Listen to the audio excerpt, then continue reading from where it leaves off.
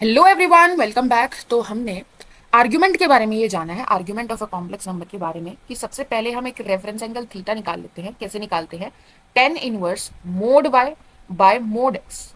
Y is the imaginary part of z and x is the real part of Z.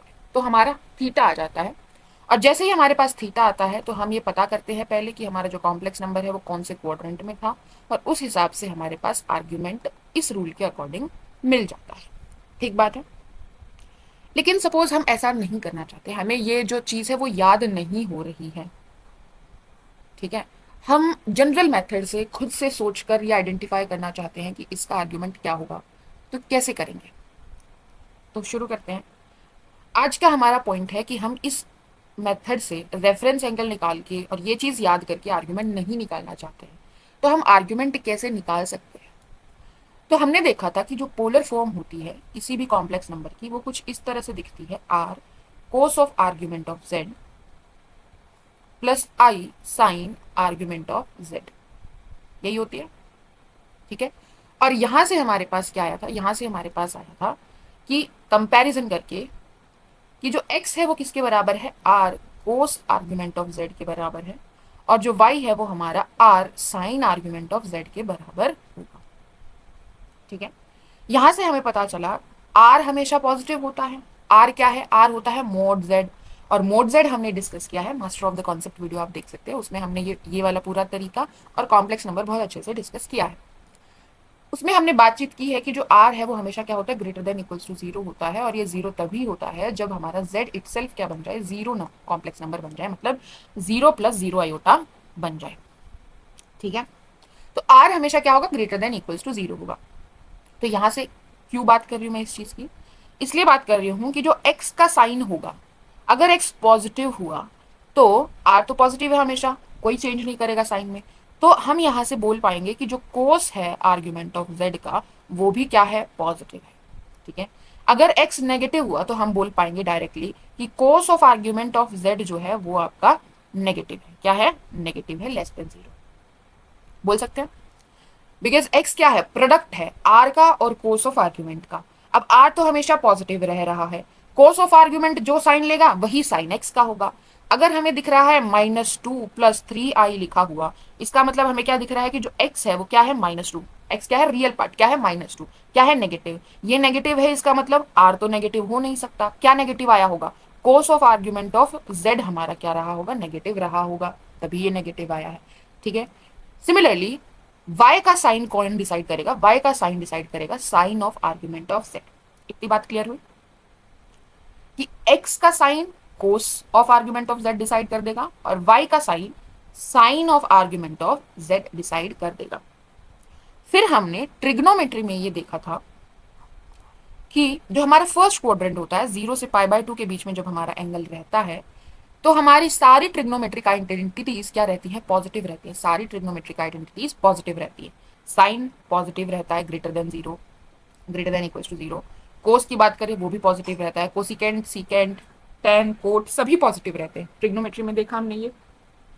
अगर आपको नहीं याद है तो आप देख सकते हैं इनवर्स ट्रिग्नोमेट्री में, क्लास 12th में जाके जो फर्स्ट लेक्चर है इनवर्स ट्रिग्नोमेट्री का, उसमें हमने ये डिस्कस किया है कंप्लीट डायग्राम से, हम ये कैसे देख पा रहे हैं। ठीक है। नेक्स्ट, जब हम π/2 से पाई के बीच में जा रहे होते हैं, यहां पर हमारा साइन पॉजिटिव रहता है, कोस नेगेटिव रहता है, और टेन भी नेगेटिव रहता है। ठीक है। यहां पर हमारा साइन और कोसिकेंट पॉजिटिव, कोस और टेन नेगेटिव रहता है। नेक्स्ट, जब हम पाई से 3π/2 के बीच में जाते हैं, मतलब 180 डिग्री से 270 डिग्री, तो इस क्वाड्रेंट यानी थर्ड क्वाड्रेंट में हमारा क्या होता है? टेन हमारा क्या हो जाता है? पॉजिटिव हो जाता है, कोस नेगेटिव रहता है, और साइन हमारा नेगेटिव रहता है। ठीक है। नेक्स्ट, जब हम फोर्थ क्वाड्रेंट में पहुंचते हैं तो यहां पर हमारा कोस पॉजिटिव होता है, साइन नेगेटिव होता है, और टेन भी नेगेटिव होता है। ठीक है। अब टेन का साइन तो तुम ऐसे ही डिसाइड कर सकते हो, टेन क्या होता है? साइन बाय कोस होता है, sine theta by cos theta tan theta के बराबर है। अगर इनमें से एक नेगेटिव है और दूसरा पॉजिटिव है तो उस क्वाड्रेंट में tan हमारा नेगेटिव रहेगा, अगर दोनों सेम साइन के हैं तो उस क्वाड्रेंट में हमारा tan पॉजिटिव रहेगा। देख पा रहे हो, इसमें हमारे साइन और कोस दोनों नेगेटिव थे तो tan पॉजिटिव है, इसमें साइन और कोस दोनों पॉजिटिव थे तो tan पॉजिटिव है। जब एक नेगेटिव और एक पॉजिटिव है तो उस केस में हमारे पास tan क्या आ रहा है, नेगेटिव आ रहा है। सही है, ये बताया क्यों, इसका यूज क्या है देखते हैं। अब एक एग्जाम्पल से समझते हैं। सपोज हमें दिया है 3 -3 + 3 आयोटा, ठीक है, ये हमारा z दिया गया है। यहां से मैंने real part of z identify किया, x आया जो कि है -3।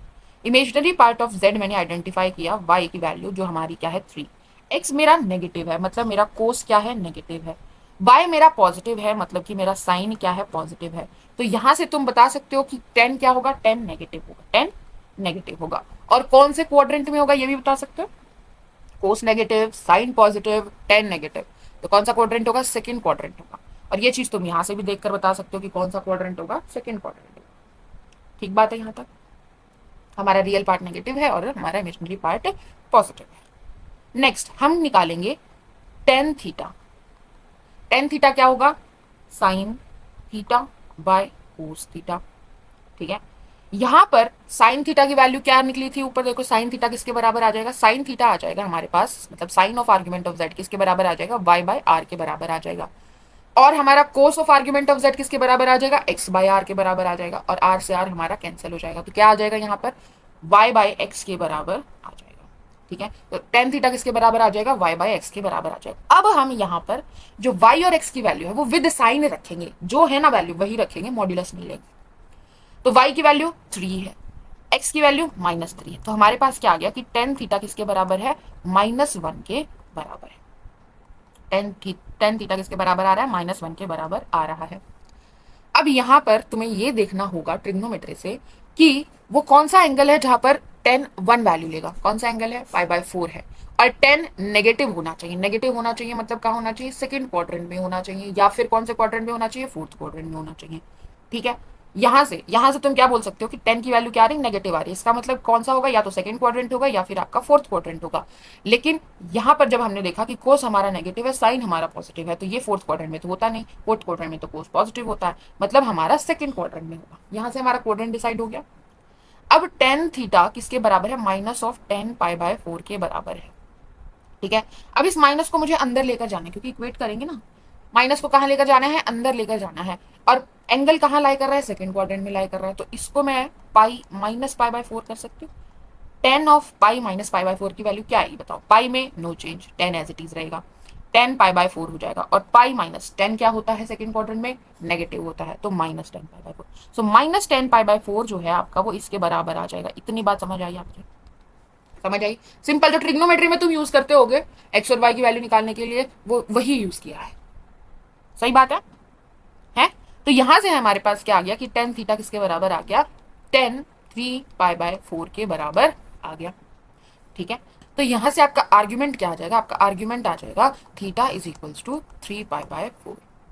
ठीक है, अब एक बात बताइए, थीटा इज इक्वल्स टू 3π/4 यहां पर है। सपोज अगर मैं इसमें 2π जोड़ दूं तो वापस से यहीं आ जाऊंगी।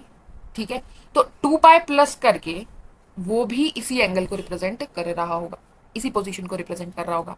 फिर से अगर मैं 2π ऐड कर दूंगी तो वापस से हम इसी पोजीशन पर आ जाएंगे।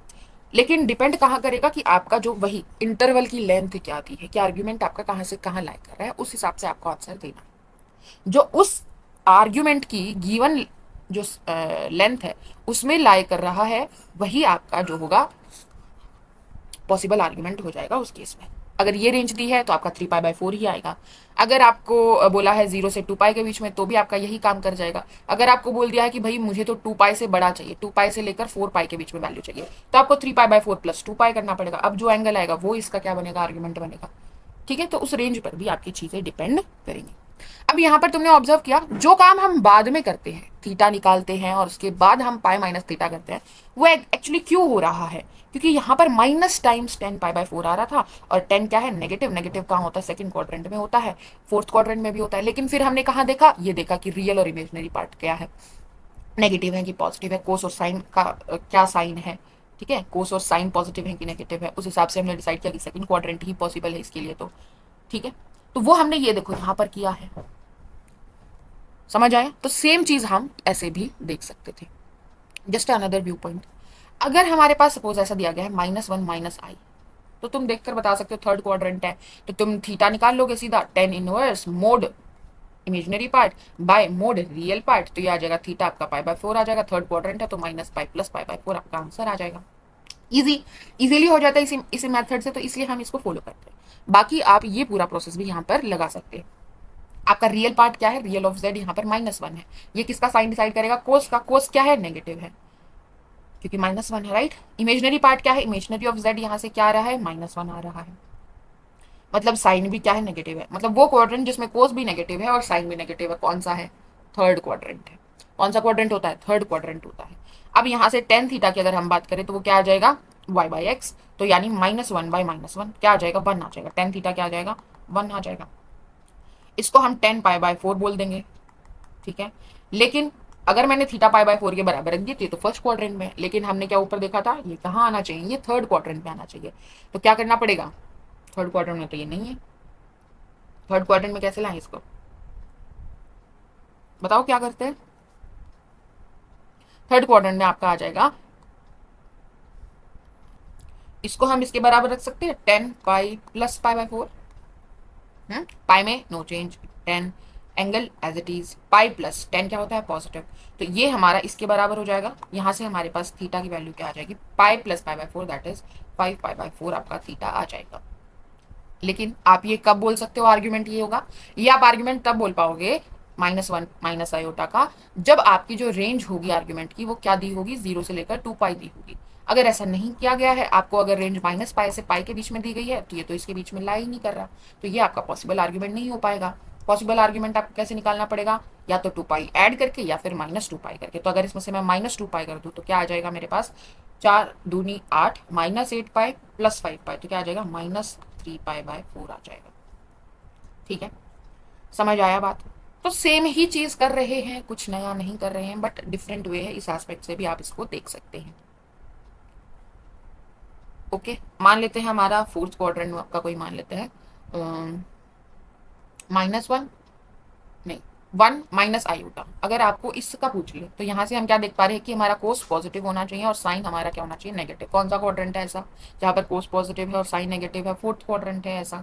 और 10 थीटा किसके बराबर आ जाएगा, y/x, यानी क्या आ जाएगा, -1 आ जाएगा। तो यहाँ पर आ जाएगा -10π/4 किसके बराबर है, 10 थीटा के बराबर है। अब मुझे माइनस को अंदर लेकर जाना है और इस तरह लेकर जाना है कि ये इसी के बराबर वैल्यू आए मेरी। तो क्या कर सकते हैं, यहाँ पर 10 2π - π/4 कर सकते हैं। 2π बदलाव नहीं करेगा, 10 आएगा, π/4 आएगा, और 2π माइनस कौन सा क्वाड्रेंट है, फोर्थ क्वाड्रेंट है। फोर्थ क्वाड्रेंट है तो 10 वहां पर क्या होता है, नेगेटिव होता है, तो ये इसके बराबर आ जाएगा।